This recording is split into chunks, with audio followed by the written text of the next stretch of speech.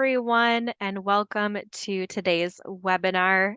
My name is Emily, and I am one of the health coaches with our lifestyle medicine team at Corewell Health. We're really excited to have you on for today's presentation. The topic is diabetes and lifestyle management. And Tara is going to be our wonderful presenter today. So, just a little background on Tara. Tara is a family nurse practitioner at the Corewell Health Lifestyle Medicine practice. She started her nurse practitioner career at Zealand Family Medicine and practiced there for about 5 years before joining the lifestyle medicine team this past summer. She became certified in lifestyle medicine in 2022 and quickly started to find ways to help her patients adjust to their lifestyle in order to feel better and improve their health. She enjoys empowering patients to take control of their own health. And just a quick note too, if you are joining us live today, please feel free to enter your questions in the Q&A section throughout the presentation, and I'll be reading as many of those as I can towards the end of the presentation today. But in the meantime, I'll pass it along to Tara to go ahead and get started.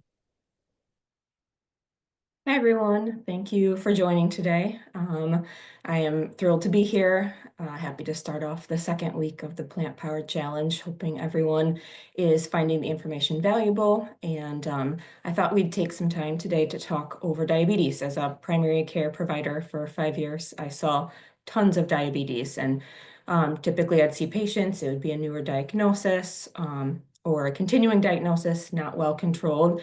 And it was always seemed to be a discussion of medication, a little bit of lifestyle, but a lot of medication.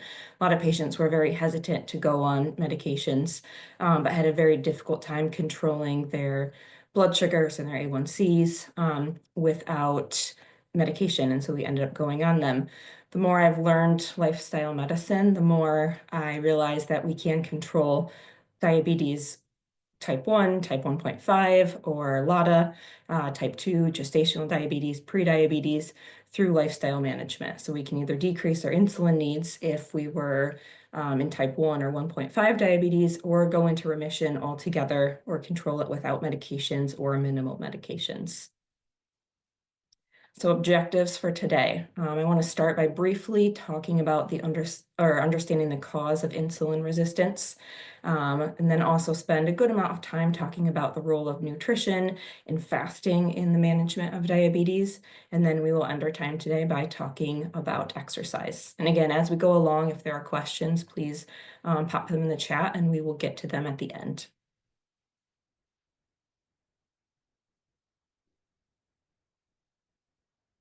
So carbohydrates are commonly blamed for poorly controlled diabetes, or the cause for diabetes itself. However, the root cause is actually the amount of fat, especially saturated fat, in our diets rather than carbohydrates.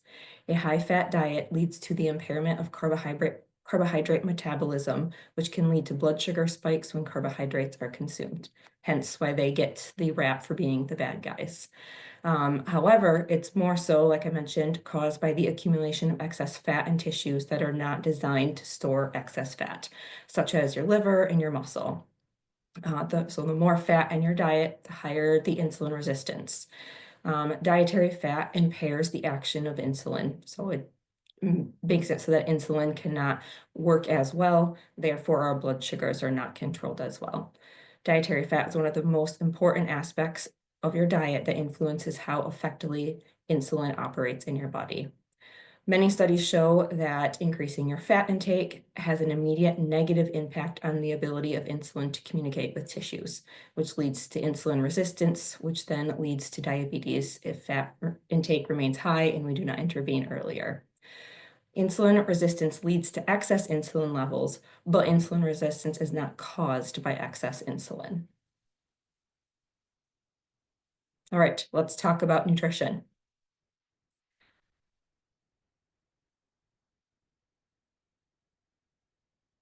Oops, sorry. So typically when I hear people talking about diabetes nutrition, the word carbohydrate is used over and over and over again. Since we now know that insulin resistance is actually caused by excess fat in the diet, We're going to take a long time focusing on fats, better understand the types of fats, what types to include, and maybe which to avoid or limit, and the recommendations for daily fat intake. One thing to understand is all fat is not the same. There are 3 different types of fats, and they vary greatly in their health quality.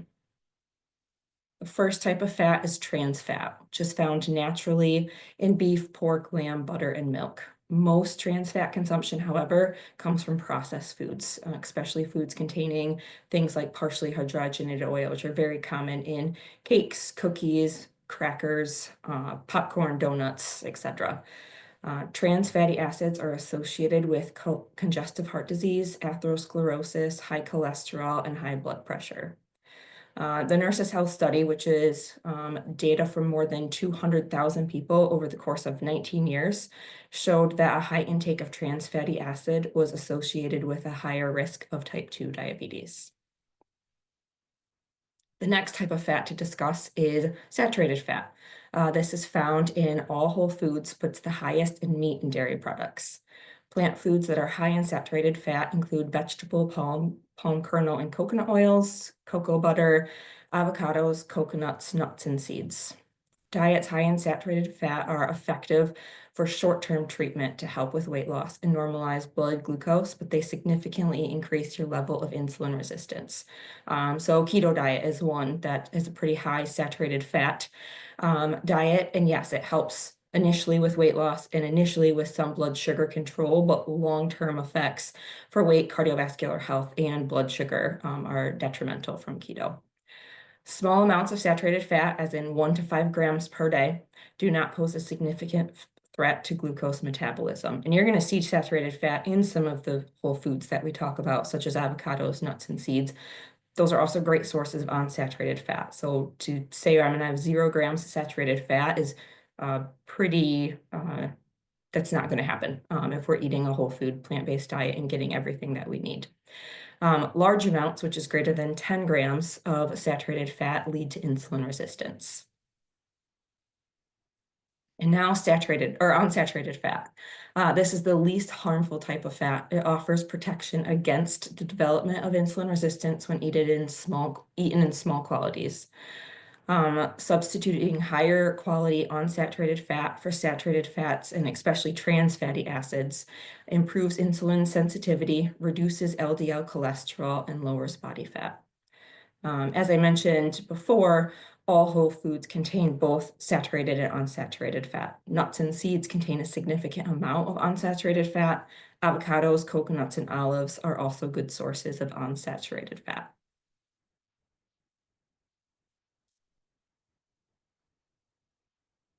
There are 2 types of unsaturated fat, and you'll see them on most nutrition labels. Until I went through some extra training, I was not really aware of what the 2 types meant, so I thought I'd take a brief moment to explain them very briefly. So there are polyunsaturated and monounsaturated. Monounsaturated are considered non-essential because our body can make them, whereas polyunsaturated fats are considered essential because the body cannot produce them. Evidence shows that polyunsaturated fats have a greater association with reduced diabetes risk than monounsaturated fats. Again, we're still trying to do the whole food unsaturated fats, but just so you kind of know the difference between the 2. So the goal is to reduce fat intake and improve the quality of dietary fats. Reducing fat intake and improving the quality of dietary fats will help to improve insulin sensitivity and allow you to enjoy whole food carbohydrates while managing your blood glucose with precision. The goal fat intake is about 15% of total calories from fat. And there are 9 calories per gram of fat. So if you were to be eating a 2,000 calorie diet, as that's typically the example given, it would contain about 33 grams of fat daily. All right, let's talk about carbohydrates. Now that we understand fats a little bit better, I want everyone to understand that all carbohydrates are not the enemy. As I mentioned earlier, they're a common to blame for diabetes and commonly first thing eliminated when we're diagnosed with diabetes. But I want to make sure that we are limiting the right carbohydrates and or eliminating the wrong carbohydrates and eating the right carbohydrates in abundance. They're commonly a very misunderstood aspect of nutrition. Many people have lived through the low carb fads. They see it on packaging. They see lots of diets that suggest very, very low carb. But all carbohydrates, just as all fats, are not created equal. And there's differences in how the carbohydrates exist that make a big difference in the health quality of the food. So refined carbohydrates, these are the enemy. Refined grains are metabolized and absorbed very quickly, which results in a large rush of glucose to your blood in a short period of time, which results in the blood sugar spikes if you're monitoring after meals or have a continuous glucose monitor. Refined sweeteners and refined grains are the two types of refined carbohydrates. So refined sweeteners are whole food, vegetable, or grain that is manufactured into a solid crystal, powder, syrup, etc., that can be added to various foods to make them more appealing. When we add refined carbohydrates to packaged food, it creates a more pleasurable eating experience, which creates a subconscious addiction to these foods.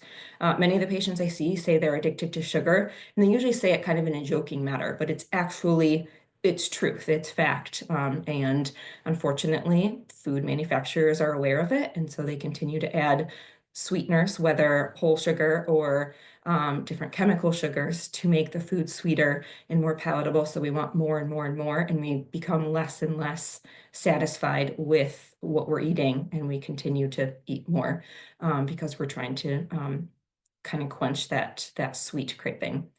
Refined sweeteners can be made in a laboratory from artificial ingredients such as Equal or Splenda, or they can be made from natural sources. An example would be stevia. These sweeteners make blood glucose very difficult to control. They also overstimulate your taste buds. So they condition your brain to expect unnaturally sweet flavors. And so naturally sweet things such as fruit doesn't taste as sweet or doesn't taste as appealing, or again, doesn't quench that desire for something sweet. Many times these sweeteners are labeled as sugar-free or diabetic friendly. So think diet soda, different cookies that are sugar-free. What we really want is unsweetened. Even the no sugar added is talking about table sugar and not these refined sweeteners. The other carbohydrate to talk about is refined grains. So we start with intact whole grains such as oats or wheat, and then we make it into a flour and we add it to pastas, baked goods, pastries, cereals, bread. This is what most people think of when they hear the word carb. They are refined grains. They are stripped of their outside bran and germ, and they contain significantly less fiber and fewer antioxidants, vitamins, and minerals than intact whole grain. So we start with a food that is great for us, as in wheat or oats, and then we strip it down so that we take away most of the nutritional properties. We add in sugar, we add in fat, we add in salt, whatever it may be, or all of the above, to make it taste good, but the nutritional quality is very limited to none. And just a side note, food manufacturers can use the term whole grain in foods that contain as little as 15% whole grain. So you really want to learn how to read the packaging, flip it over, and make sure it's 100% whole grain, or you know what ingredients to look for, when it comes to fiber and protein, things like that.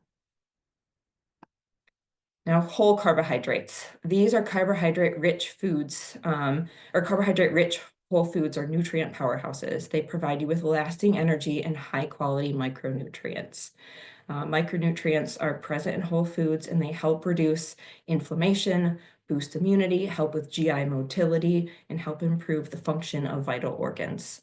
Examples of these whole carbohydrates are fruits, vegetables, beans, lentils, peas, brown rice, and intact whole grains. So these are the foods that we don't want to eliminate. So many times I'll have patients and they don't eat beans or they don't eat potatoes or fruit because they're high in carbohydrates. These carbohydrates are the good carbohydrates and not something to be decreasing.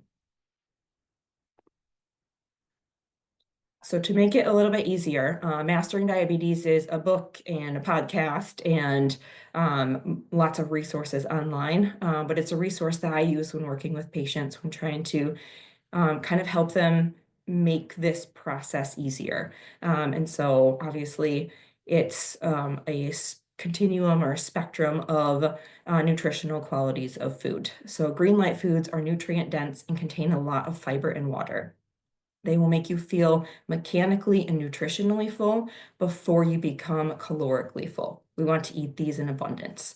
And as the last picture showed, these include fruits, starchy vegetables. Yes, we can have potatoes in moderation when we're diabetic. Legumes, intact whole grains, non-starchy vegetable, leafy greens, herbs and spices, and mushrooms. The key to these foods also is that we're eating in abundance. Last week we talked about eating the rainbow. And so if we are talking about green light foods, we don't want them to be all our starchy vegetables, but we want multiple servings of all of these every day if possible. Yellow light foods are plant-based foods that should be a small part of your diet. So it's going to be where you get a lot of your unsaturated fats from. Ideally, fat should come from these sources whenever possible. These include avocados, nuts and seeds, nut and seed butter that has nothing added. So peanut butter, that's just peanuts, almonds, or almond butter, that's just almonds, no oils, no sugar, anything else that might be added. Plant-based milks, coconut, soy products, olives, pasta alternatives. So lentil, bean, chickpea, brown rice pasta can be a great alternative for white refined pasta, but still it's not in its whole source. And so eating that in moderation can be a great option to still enjoy pasta, get some great fiber and protein, but still knowing that we would not want to eat that every single meal, every single day. Dried fruits are a yellow light food because the water is taken out of it. When we have a food that has a lot of water in it, it helps help fill us up. We feel mechanically full, so it takes up more space in our stomach. So still place in the diet for dried fruit, such as sprinkled on salads or in a trail mix. But again, that's one that we would not want to eat in abundance like we would normal fruit. And then fermented foods, so sauerkraut, kimchi, things like that. And then red light foods. These foods contain mostly animal products and processed foods. These foods are calorie dense and fill you up calorically and mechanically, or fill you up calorically before mechanically and nutritionally. So when we eat a diet rich in these foods, as many people do, we have too many calories, we don't feel full, and we don't get the nutrients that we need, which then leads to obesity and high blood pressure, high cholesterol, diabetes, etc. These foods should be limited in your diet. I always use the word limited versus eliminated. I believe that if you completely exclude certain foods from our diet that we enjoy, it makes it really difficult for following a lifestyle management program to stay relevant year in and year out. If you feel like you're always missing out on birthday parties or special occasions because you can't ever eat those foods, eventually most people get sick of dealing with it and they stop. So and then they eat all of those foods in abundance. So instead of saying, I can't have cake ever, I'm going to have one piece of cake at the birthday party. I enjoy it, it's done, it's over. Especially if the 98% of the time we're eating, the green and yellow light foods, we're going to be able to metabolize that and move on from it, and it's not going to sabotage all the work that you've put in.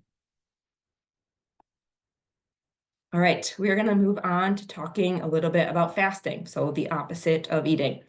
There's lots of benefits to fasting. It increases longevity and delays the onset of many age-related diseases. Caloric restriction is one of the most effective and reproducible ways to slow the speed at which organisms age. It can help with preventing or delaying the onset of many chronic diseases such as obesity, type 2 diabetes, cancer, kidney disease, cardiomyopathy, neurodegeneration, and multiple autoimmune diseases. How it works is it increases fat oxidation, which helps to reduce the burden that excess fatty acids place on muscles and liver, which allows the body to communicate with insulin more effectively. It also allows the blood vessels to relax, which results in lower blood pressure and decreases inflammation, which can help with a variety of issues, including pain. As far as fasting for diabetes, it is one of the most powerful methods for improving all aspects of glucose metabolism, which would be including weight loss, reduced fasting blood sugar, reduced post-meal blood sugar, so we don't see as high blood sugar spikes when we eat, reduced insulin requirements. So if you are on insulin or you rely on insulin, that's such as in type 1 or type 1.5 diabetes, we can actually see the amount of insulin to carbohydrates or the amount of insulin you are injecting decrease with fasting and with following nutrition advice that we already talked about. It also increased mitochondrial function, so our cells are working better, reduces oxidative stress, and increases insulin sensitivity. So a very, very effective tool for reversing insulin sensitivity naturally. When you perform an intermittent fast, you are entering a negative calorie balance. Operating in a negative calorie balance forces your muscle and liver to burn off stored glucose and fatty acids. This makes them more responsive to the fuels the next time they become available. So that's how it's going to help with those post-meal blood sugars, that they can take the glucose from the food and handle it more effectively because some of the extra has been burned off during a fast. Now, there are many, many types of fasting. Definition of fasting is periods of eating with periods of fasting built into a regular schedule. It's not, let's see how long I can go without eating before I fall over or feel awful, but it is a planned out event. It also isn't, okay, this is my eating window. I'm going to eat anything and everything under the sun until my eating window closes. You have a plan for your fast and you have a plan for your eating periods. Technically, a duration of an intermittent fast is anywhere from 12 to 20 or to 48 hours. Many times we will see patients either follow a 12 to 12 fast or time restricted eating. That is something like 7 a.m. to 7 p.m. we're eating, 7 p.m. to 7 a.m. we are fasting. Lots of research behind this, promoting longevity and really helping us live long, healthy lives. It's my favorite type of fasting because we're not skipping meals. We're still able to eat breakfast, lunch, and dinner, and it's really helping us just not do some of that nighttime snacking that we are all capable of doing and really sabotaging a whole day of healthy eating. And one note on nighttime snacking as well, we are more naturally insulin resistant in the evening, meaning our blood sugar is going to go up higher if we were to eat an apple at 9 p.m. than if we were to eat that apple at 2 p.m. And so really putting the food into earlier in the day before 7 p.m. Is not only great for weight maintenance and for blood sugar, but also helpful for sleeping and lots of other benefits. Another type of intermittent fast is 16 and 8. This is probably the most common intermittent fast aside from the 12 to 12. It has the most evidence. It's more sustainable than some of the other ones that we'll talk about briefly. This would be skipping breakfast or skipping dinner. So our eating window is 8 hours and our fasting window is 16 hours. And then we have the 20-hour fast to a 4-hour eating window where most people will get one bigger meal or 2 small meals in that time. And then we have 1 meal a day, which is eating breakfast every day and no other meal. Again, those two not overly sustainable, difficult to exercise on a regular basis with these fasts. And so be aware of them, but typically it's not ones that we recommend on a regular basis, especially for starting out fasting. If we're currently not giving our bodies 12 hours, start there. And then if we have to do something different, then that would be another discussion for another day. And then there's also a once a week 24-hour fast where, for example, you would eat dinner the night before and then skip eating for the whole day until that next evening at dinner. During fasts, you always should be drinking water. You can also drink green tea. Black coffee is also usually accepted, an accepted thing for fasting. All right, and then we were talk about exercise. So regular physical exercise is a crucial element to healthy lifestyle and diabetes management.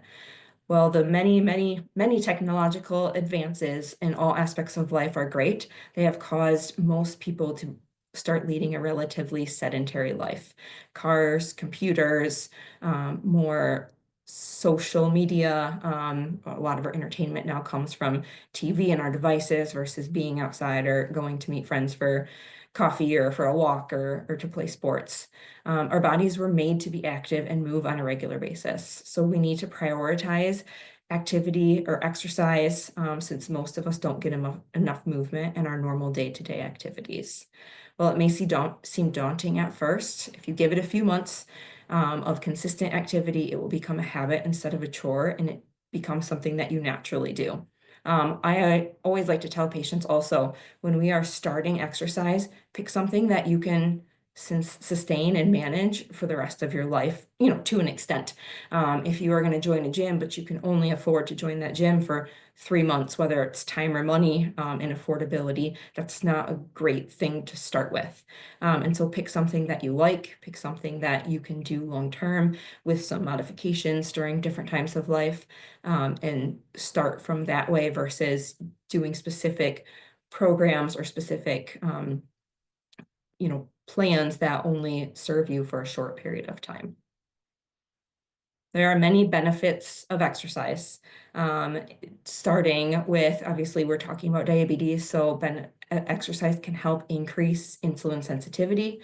It helps to reduce your total and LDL cholesterol, helps to increase your HDL cholesterol. It improves conditions of blood vessels and tissues. Also results in higher bone density, so we are less likely for fractures, fragility fractures, where our bones become fragile and we have breaks that we maybe shouldn't have if we would have had stronger bones. So that can have huge ramifications for later in life. In addition to the higher bone density, I didn't list this, but it also helps decrease risk for injury. When we have stronger muscles and we're more coordinated, we're less likely to fall. We're less likely to hurt our back, hurt our knees from doing common activities. It also helps with better sleep, reduce depression, anxiety, improve stress management, and then improve quality of life. So typically we tell you to start exercising or increase your exercise, but we don't really tell you how to go about that. So I thought I'd take some time as we wrap up today to talk about 5 steps to start exercising. How can we do this? How can we make it the habit that I was talking about? And how can we enjoy doing it and look forward to at least parts of that exercise? So step 1 is develop a movement goal. When we set goals, we are more likely to make those goals a habit, whether it's nutrition, sleep, stress management, exercise. If we have specific goals that we are trying to achieve, we're more likely to meet those, and then we don't kind of fall off the wagon as when we try certain things where the goals are not set by us, or we're just trying to follow a plan. So we are aiming to move for 3 hours per week.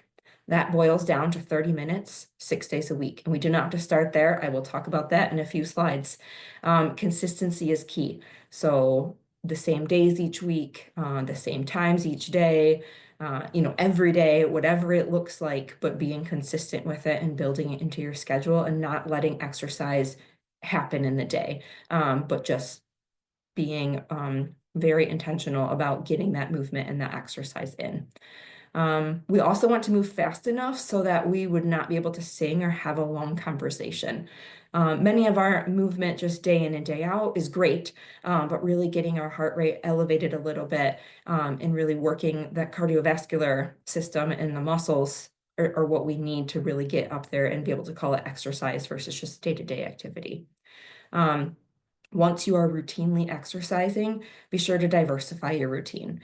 You want to consider increasing the time or the intensity or both for continued improvement. So the dreaded plateau where we're doing the same thing for a while and it's working, and then all of a sudden it stops working. That's typically because we need to make nutrition changes or exercise changes. Step 2 is define your exercise preferences. The only exercise regimen that truly works is one that you will do. And I kind of alluded to this earlier. If you hate yoga, then don't do yoga. Try mobility or stretching. If you hate running, don't start running.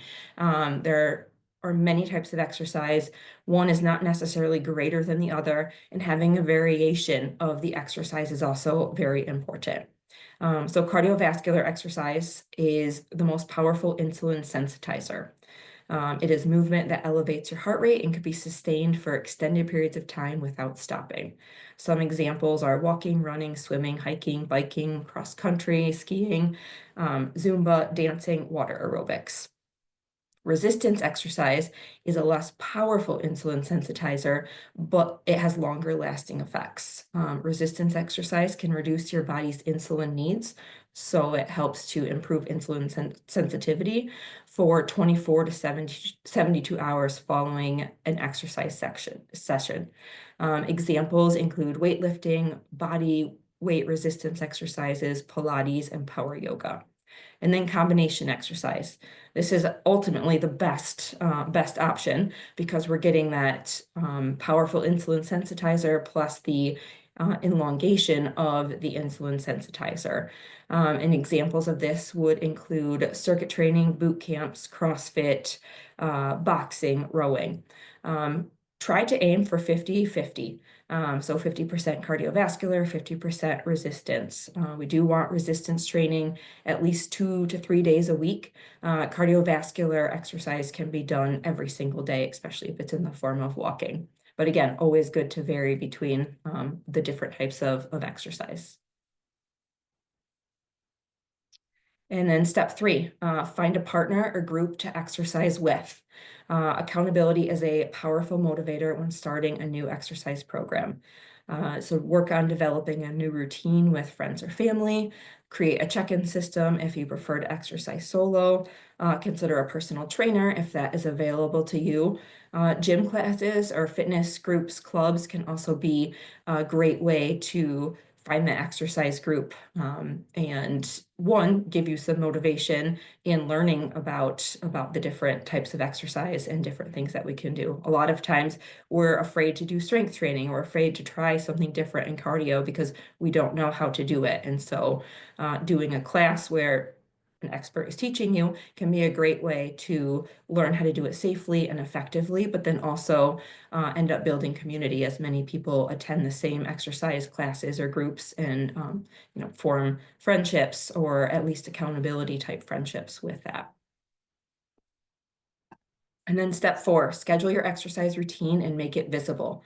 So as I mentioned earlier, having that into your schedule, whether it's 5 a.m. every morning or 6 p.m. or right after work, but making that consistent in a time that you know is going to work, that you are able to commit to it most days of the week, or maybe Monday, Wednesday, Friday is different than Tuesday and Thursday, and then write it down. So whether it's on a calendar or an app, there's tons of apps these days for everything, including fitness, and that can be really helpful. Now, other things to do to make it visible are set your workout clothes. So if you're going to work out in the morning, put them in your bathroom ready to go, or pack a gym bag and put it next to your work bag if you're planning to go before or after work. Take out some of that pre-work that we can get caught up in and either forget or not set aside enough time, and it's not ready to go and we end up skipping it. And then step 5, start slow and be consistent. Begin moving your body consistently, and then after you have that under your belt, then increase intensity and or duration. So example, start 2 days a week and add 1 day a week until you're exercising 6 to 7 days per week, or start with 5 to 10 minutes per day and increase by 5 minutes per day each week until you reach 30 minutes daily. And moving consistently and making that your priority uh, is what we're trying to do. So even if it's I'm getting out for a walk today and that's all I can do, or I'm doing 15 minutes of yoga, at least that consistency is staying there and it's kind of serving as a placeholder in your routine, even if you can't commit to your normal 30, 40-minute workout, whatever you have become accustomed to doing once we get there consistently.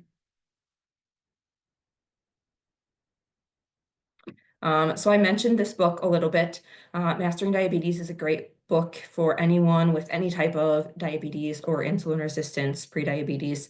And it is a 360-page book or 14-hour audiobook that I tried to condense down into about 40 minutes, along with, my lifestyle medicine training.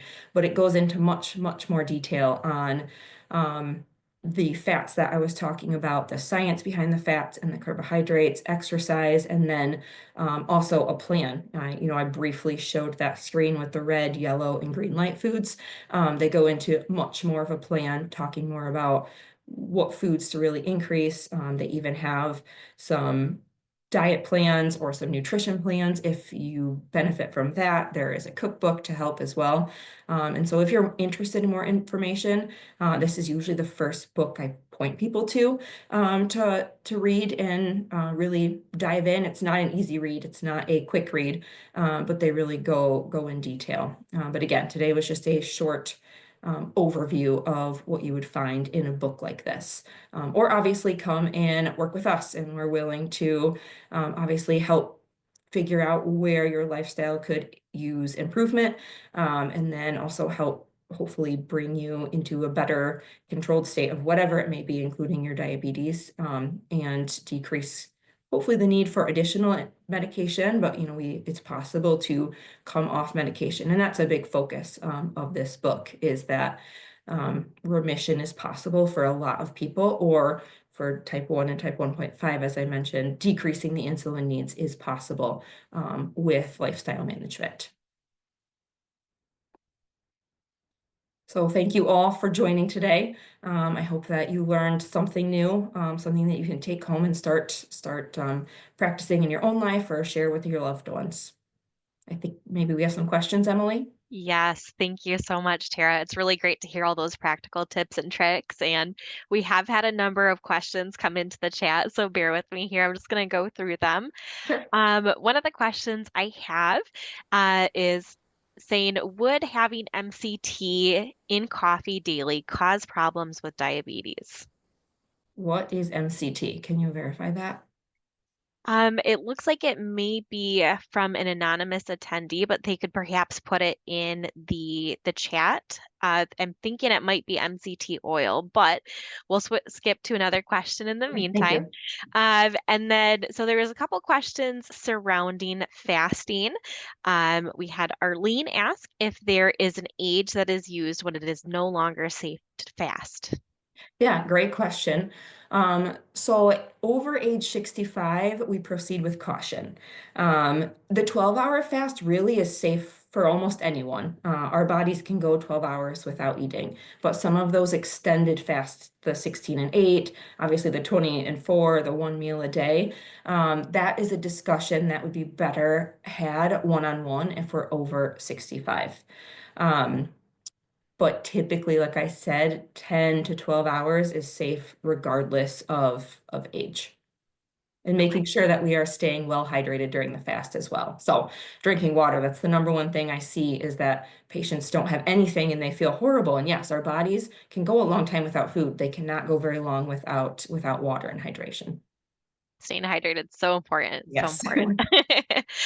All right. And then we had another participant ask, how do we determine what type of fast would be the most beneficial for us? Yeah. So you see quizzes all the time online, or at least I do, because they must know I'm into nutrition. Um, Really, it's trying it out. I always recommend starting with that 12-hour fast, because that's difficult for some people who are used to that nighttime snack. And for some people, they are losing weight, or they see, if that's your goal, or they're seeing better glucose control. And if that works for you, stay there. That's totally fine. Other people are like, I'm just not, scale's not budging, my glucose isn't responding as much. And then that's when we try those more intense fasts, such as the 16-hour and 8-hour fast. And again, we try it. If it works, awesome. If you feel well, and it fits in with your lifestyle, okay. But if it's miserable or you find that you're skipping dinner and skipping out on that family meal, it's not the right thing for you and it's not sustainable long term. Mhm. Okay, thanks. All right, one of our next questions is saying, is diabetes genetic and can you prevent if many of your family members have type 2? Great question. There is a genetic component to all chronic diseases. So if multiple family members have diabetes, your risk for diabetes is higher. That does not write it down. It does not write your story, though. That does not mean you will be diabetic.